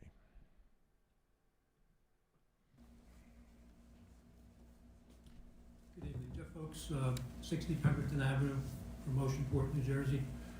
I'm here to speak on the ban on medical cannabis as well. I just finished up a week ago my 44th treatment of chemotherapy. I've had 2 liver resections, I've had 3 microwave ablations, I've had 3 intensive rounds of chemotherapy. I really don't think I'd be able to tolerate all that treatment without medical cannabis. One of the things patients like myself and other patients in the program suffer with is the public stigma of cannabis. And it breaks my heart to see a lot of the communities coming out and banning medical cannabis, especially in these times where, we're seeing people left and right overdosing on the prescription drugs when we have an answer, a big part of the answer right here in this jar. But I really want to address the stigma. It's terrible for us. This is a beautiful place here, the facility you have here, the park and the beach. I was born and raised in Monmouth Beach. When I was a young man, I used to deliver seafood here to the bars, the Connors Hotel, and I had a lot of friends that lived in town here. And to see a town say, your treatment isn't welcome here, or we don't believe in it, or that it's bad for public health, I think that it's a terrible way to frame someone like myself, or someone else in my shoes.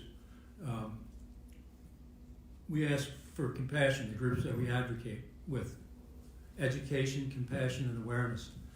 I love this town. I spent my whole life on the shore here, and I don't want to be alienated from Highlands. My wife likes it here. We come to dinner. I have friends that own real estate on Bay Avenue here, and we're not from town, obviously, but we're part of the community that makes up the Jersey Shore in Monmouth County, and the stigma is terrible. I'm a stage 4 cancer patient. I have unlimited monthly amounts. I use this no matter where I go. I have to use it to keep myself from getting nauseous. And I'm frowned upon at times. And sometimes I need to go, obviously I can't do it in the parks and the community centers like here. I can go right out in the street if I need to and medicate. That's my right as a patient in New Jersey. But we don't want to be put out to the street. We want to be welcomed by communities. We want to be able to go to the beach. We want to be able to enjoy the parks. But we keep getting stigmatized and put into the pen of tobacco smokers. So what we ask for is compassion to help us out with more access to, this building's great, the handicap ramps are nice, those type of things. So we don't suffer and lose access to being out in the communities. So we would actually advocate for here a safe area where cannabis users can go and safely medicate, do what they need to do, and then go back and enjoy the beach in a safe manner and not be stigmatized by 80-year-old propaganda. Thank you.